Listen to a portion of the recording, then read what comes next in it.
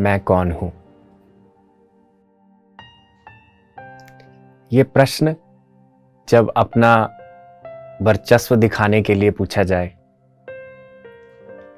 तो कारण बन सकता है खुद के अहंकार को हवा देने का, क्योंकि तब मैं क्या है, मेरी संपत्ति, मेरी पूंजी, मेरी जीती हुई जीवन की बाजियां, मेरे रिश्ते, मेरा पेशा। पर यही प्रश्न जब श्रद्धा से खुद के अस्तित्व को जानने के लिए पूछा जाए तो कारण बन सकता है खुद की मुक्ति का।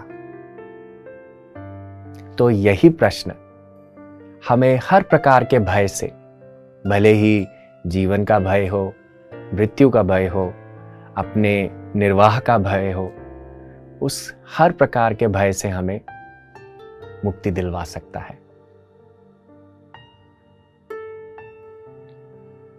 एक बार राजा जनक अपने विश्राम कक्ष में विश्राम कर रहे होते हैं।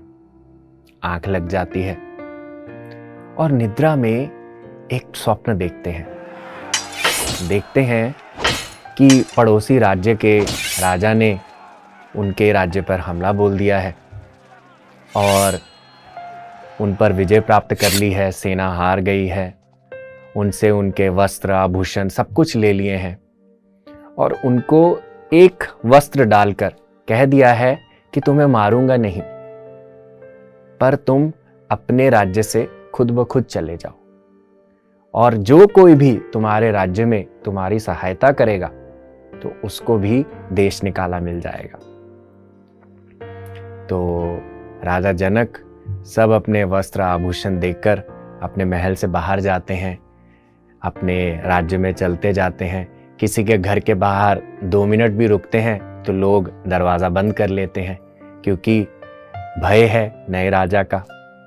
तो इस प्रकार से कई दिन भूखे प्यासे चलने के बाद राजा जनक अपने राज्य की सीमा पर पहुंचते हैं।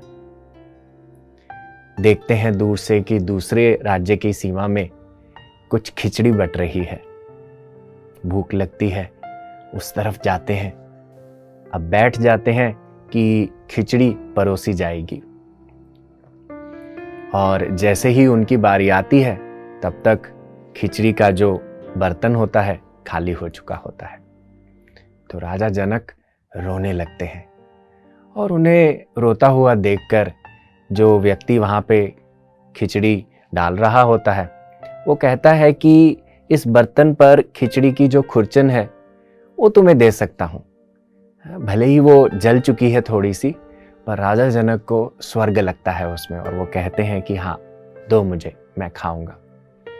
और जैसे ही वो खुरचन को उसके बर्तन में डालता है और वो पहला ग्रास लेने लगते हैं, ऊपर से एक चील आती है और उस खिचड़ी के बर्तन को भी गिरा देती है। और जब बर्तन गिरा देती है तो राजा जनक जोर से चिल्लाते हैं और चिल्लाने से नींद भी खुल जाती है।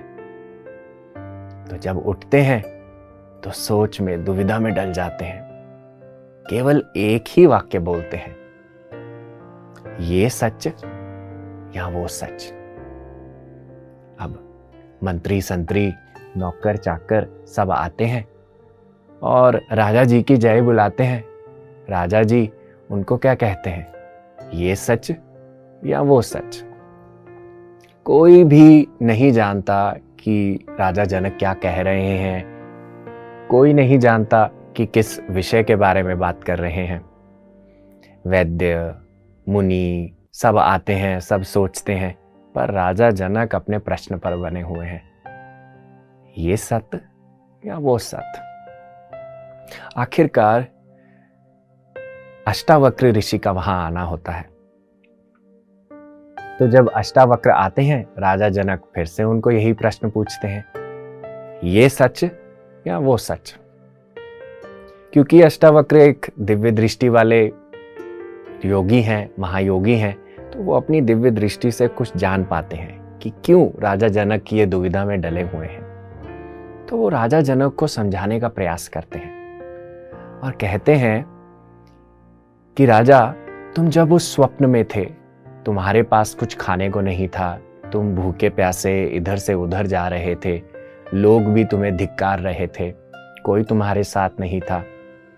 तो उस समय में जो ये तुम्हारा संपत्ति है, तुम्हारा जो अब की जो सच्चाई है, क्या वो थी? राजा कहते हैं नहीं। तो यानी कि वो तुम्हारा सच नहीं हो सकता, क्योंकि उसमें जो अब का है वो नहीं है उसके अंदर। और फिर पूछते हैं कि इस समय में जब तुम्हारे पास ऐशो आराम सब कुछ है, नर्म बिस्तर है, नौकर चाकर हैं, तो इस समय में क्या तुम्हें वो जो दुख पीड़ा जो कुंठा तुम्हें मिली, क्या वो है? तो राजा जनक कहते हैं नहीं है। तो यानी कि ये भी सत्य नहीं है। पर राजा, जब वो स्वप्न था, वो चल रहा था, क्या तुम उसके अंदर थे? तो वो कहते हाँ, मैं उसके अंदर था। तो क्या इस समय में तुम हो? हाँ, इस समय में भी मैं हूं। तो अष्टावक्र ऋषि कहते हैं उनको, राजा, ना ये सच ना वो सच, पर तुम ही सच। तो दोस्तों, जीवन की अवस्थाएं बदलती रहती हैं, पर इन अवस्थाओं से कौन गुजरता है वही हमें जानना है। मैं कौन हूं? एक जीवात्मा 4 प्रकार की अवस्थाओं से गुजरती है। एक अवस्था जिसे हम कहते हैं जागृत। जागृत यानी कि जो जगा हुआ है। आप अपने दिन में, रोजमर्रा के जीवन में जगे हुए हैं, जग कर काम करते हैं, आंखें खुली हैं, इंद्रियां इधर उधर देख रही हैं, शरीर पूरी तरह से सक्रिय है, मन भी सक्रिय है। ये हमारी जागृत अवस्था। फिर हमारी दूसरी प्रकार की अवस्था, जैसे हम कहते हैं स्वप्न। इस अवस्था में क्या है कि हम अपने शयन कक्ष में हैं, विश्राम कर रहे हैं और नींद में प्रवेश कर रहे हैं। जब नींद में जाते हैं तो हमारे अवचेतन से कई स्वप्न ऊपर की ओर उभरने लगते हैं और हमें अलग अलग प्रकार के जो स्वप्न हैं वो आने लगते हैं, दृश्य दिखने लगते हैं। अब ऐसा क्यों है? इस अवस्था में हमारा शरीर तो शांत है, पर मन अभी भी सक्रिय है, क्योंकि स्वप्न उठ रहे हैं वहां से। हमारी तीसरी अवस्था, जिसे हम कहते हैं सुषुप्ति। सुषुप्ति यानी कि वो अवस्था जब हम एक गहरी नींद में प्रवेश कर जाते हैं। ऐसा होता है कि जब हम एक गहरी नींद लेते हैं तो सुबह उठते हैं और कहते हैं कि आज बहुत अच्छी नींद आई, क्योंकि बहुत फ्रेश महसूस करते हैं। तो सुषुप्ति में क्या होता है? सुषुप्ति में जो देखने वाली चीज होती है और जो देखने वाला होता है, सीयर एंड द सीन, एक हो जाते हैं। उनमें कोई भी अंतर नहीं रहता। मुझे उस गहरी नींद में नहीं पता कि मैं कौन हूं और क्या हो रहा है वो भी नहीं पता, क्योंकि सब एक में चला गया है। जागृत और स्वप्न में ये नहीं होता, क्योंकि जागृत में आप हैं, जो चीज आप देख रहे हैं वो अलग है, उसके अंदर सेपरेशन है। और यही हमारी स्वप्न अवस्था में भी होता है।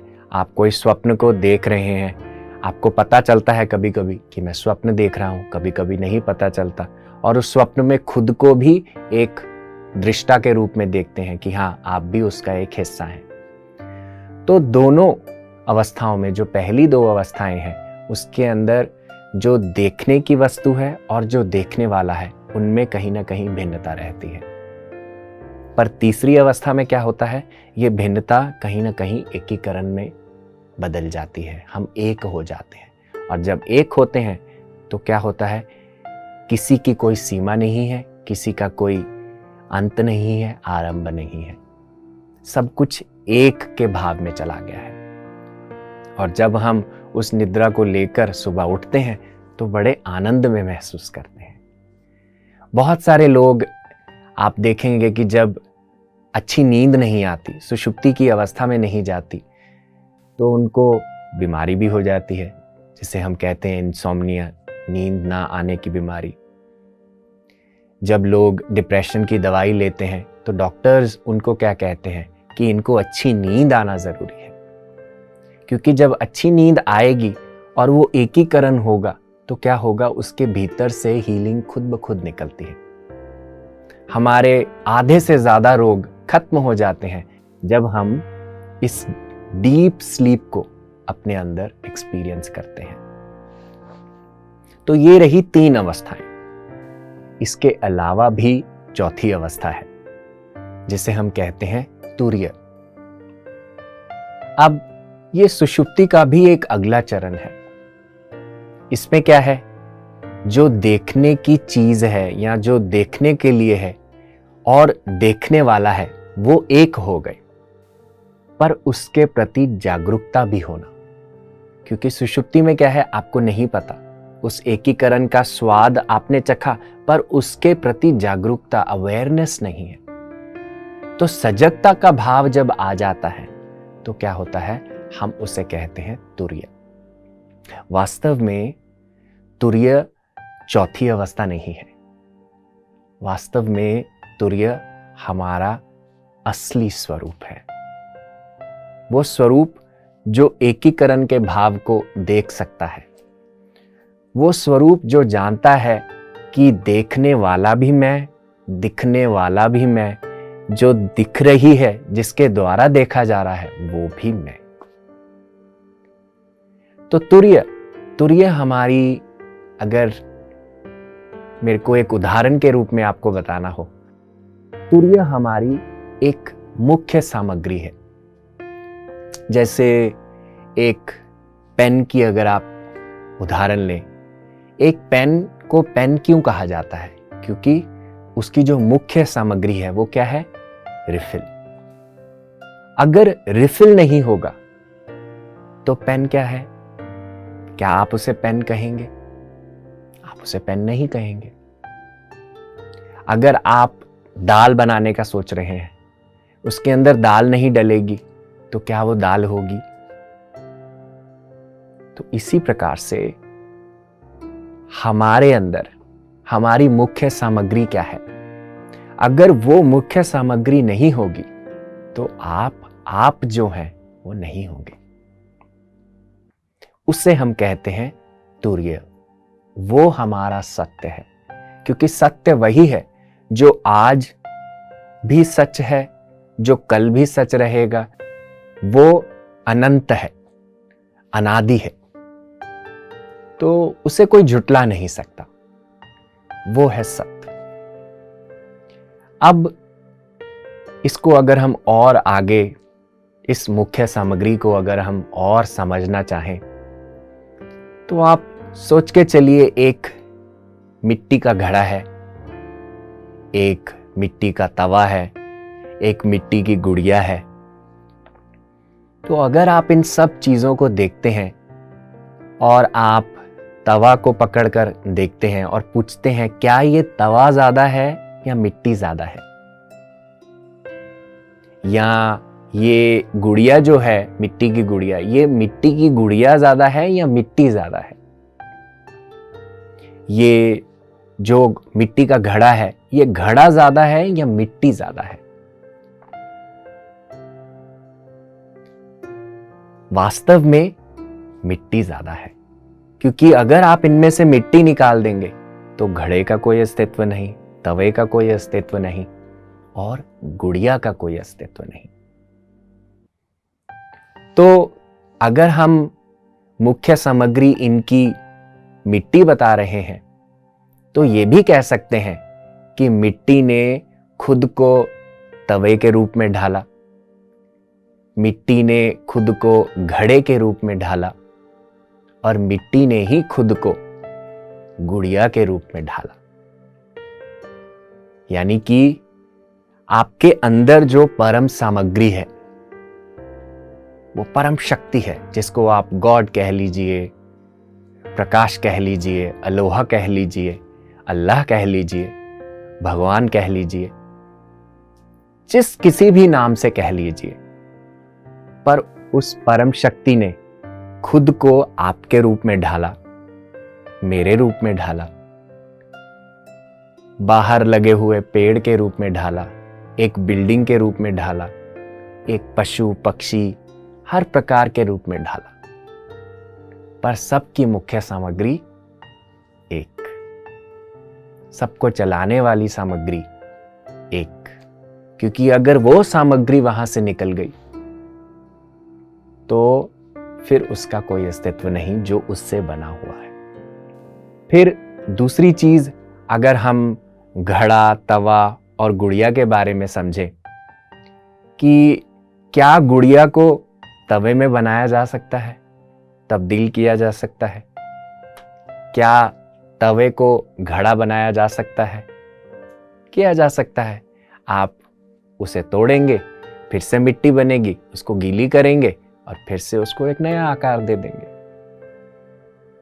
ठीक उसी तरह हमारी मुख्य सामग्री, हमारे अंदर की परम शक्ति आज ढलकर इस रूप में है। कल जब शरीर वृद्ध होगा, शरीर उस परम शक्ति को अपने भीतर समाहित नहीं कर पाएगा, तो क्या होगा? फिर वो परम शक्ति इस शरीर को कहीं ना कहीं क्षीण होने देगी और एक नए रूप में खुद को ढाल लेगी। तो अगर हम अपना अस्तित्व घड़ा समझ लेंगे, वो गुड़िया समझ लेंगे, तो क्या होगा? अपने क्षीण होने का दुख हमेशा बना रहेगा और ये रहेगा, आज नहीं तो कल मुझे भी जाना है। पर वहीं अगर हम अपना सही स्वरूप जाने तो अपने निरंतर बहने का आनंद भी पता चलेगा। मैं कौन हूं? ये प्रश्न के उत्तर को शब्दों में नहीं बांटा जा सकता। मैं कहूं कि मैं कुछ ऐसे शब्द पिरोऊं जिसके अंदर इसकी परिभाषा बांध लूं, तो मुझे लगता है इस सृष्टि का सबसे बड़ा मूर्ख मैं होऊंगा। सत्य ऐसा है कि जब आप उससे शब्दों में बनाएंगे, वो आपके शब्दों से भी पार चला जाएगा, क्योंकि आप सत्य को अपने शब्दों में पिरो नहीं सकते, पर सत्य आपको अपने अंदर स्थित रखता है। हमारा होने का भाव ही सबसे बड़ा हमारा सत्य है। जब हम अपने जीवन में अपने अहंकार से जुड़ जाते हैं, ज्यादा उस भाव में रहने लगते हैं कि मैं ये हूं, तुम वो हो, तुम अलग हो, तो क्या होता है? हम माया के जाल में ज्यादा अटक जाते हैं, और जब माया के जाल में अटक गए तो बार बार इस जाल में आते जाएंगे, जाते जाएंगे, तब तक जब तक हम खुद के सही स्वरूप को जानने का प्रयास नहीं करते। तो ठीक उसी तरह जैसे ऋषि अष्टावक्र ने राजा जनक को बताया कि वो स्वप्न की जो अवस्था है वो तुम नहीं हो, क्योंकि वो इस समय में नहीं है, और ये जो अवस्था जो तुम्हें जागृत रूप में मिल रही है ये भी तुम नहीं हो, क्योंकि इसके अंदर स्वप्न की अवस्था नहीं है। तो ये सत्य कैसे हो सकता है जब ये हर आंकलन में, हर मापदंड पर सही नहीं बैठ रहा, सब में पूरी तरह से विद्यमान नहीं है, पर तुम दोनों जगह पर रहे। इसीलिए ना ये सत्य ना वो सत्य, पर तुम ही सत्य, जो उसका साक्षी है, जो वहां रहने वाला है, वही सत्य है। तो हमारे ध्यान में क्या होता है? हम ध्यान में अवेयरनेस के साथ उस वननेस को फील करते हैं, उस एकीकरण को अपने भीतर महसूस करते हैं, जो बिल्कुल तुरीय का भाव होता है। ये भाव जिसके अंदर हम कह लें कि अगर परम शक्ति किसी भाव में रहती है तो वो तुरीय का भाव है। हर चीज के साथ एक होने का भाव, मिट्टी की तरह हर चीज में प्रस्तुत होने का भाव, पर हर चीज को एक दृष्टा से, अवेयरनेस से भी देखना। तो इसी प्रकार से हम अपने जीवन में तुरीय को अनुभव करते हैं और ध्यान के माध्यम से उसे अपने अंदर विकसित होने देते हैं। मैं कौन हूं? बार बार खुद को यह प्रश्न करेंगे, पर एक समय पर जाकर यह प्रश्न भी हमें छोड़ना होगा। ठीक उसी तरह से जैसे आप लकड़ियों में आग लगाते हैं और किसी एक डंडे से उन लकड़ियों को इधर उधर करते हैं ताकि पूरी तरह से उनके भीतर आग लग जाए। थोड़ी देर बाद आप देखेंगे कि उस डंडे ने भी लकड़ियों की तरह आग पकड़ ली है। तो मैं कौन हूं? यह प्रश्न उसी डंडे की तरह है जिसे आप सत्य रूपी आग लगाने के लिए इस्तेमाल कर सकते हैं। पर अंत में सत्य में केंद्रित होने के लिए आपको इस डंडे अर्थात इस प्रश्न को भी उसके अंदर समर्पित करना होगा। फिर ही हम सत्य का दर्शन पाएंगे, फिर ही खुद के स्वरूप को जानेंगे, पहचानेंगे, मुक्त होंगे। और एक हल्केपन से नहीं करेंगे, सीरियसनेस से, क्योंकि जब ये प्रश्न बार बार खुद से पूछेंगे तो यही प्रश्न जितनी बार पूछेंगे उतना निकट लेकर जाएगा हमें अपने सही स्वरूप के, उस शुद्ध चेतना के, उस मुख्य सामग्री के। और ऐसा नहीं है कि इसको समझना, जानना, अनुभव करना मुश्किल है। मैं कौन हूं? यह प्रश्न उत्तर पाने के लिए नहीं पूछा जाता। यह प्रश्न जो प्रश्न पूछने वाला है उसको कहीं ना कहीं अपना सही स्वरूप दिखाने के लिए पूछा जाता है। हम यहां सृष्टि पर आए हैं, जगत पर आए हैं, जिएंगे, खूब अच्छे से जिएंगे, पर अपने सही स्वरूप के साथ जोड़कर, क्योंकि उसी में ही असली स्वाद है, उसी में ही असली मजा है। फिर हमें एक अवतार की तरफ देखने की आवश्यकता नहीं है कि केवल भगवान कृष्ण ही अवतार थे या जो उन्होंने किया केवल वही कर पाए या बुद्धा कर पाए। हर एक व्यक्ति फिर बुद्ध बन सकता है, बुद्ध की तरह जी सकता है, कृष्ण की तरह बांसुरी बजा सकता है और कृष्ण की तरह ही एक संदेश दे सकता है। जीसस की तरह एक कंपैशन का, प्रेम का, मित्रता का भाव लोगों को चखा सकता है। कैसे? जब हम अपनी मुख्य सामग्री के साथ जुड़कर चलते हैं। मैं कौन हूं का उत्तर कहीं आसपास इधर उधर नहीं खोजना। मैं कौन हूं का जो स्वरूप है वो है। केवल आपको क्या करना है? अपनी आंखों पर बंधी हुई पट्टी को उतारना है, क्योंकि जब पट्टी उतरेगी प्रकाश तो है, दिया तो जल रहा है और उसके प्रकाश का हमारे भीतर उतरना, हमारे अंदर जलना फिर स्वाभाविक है।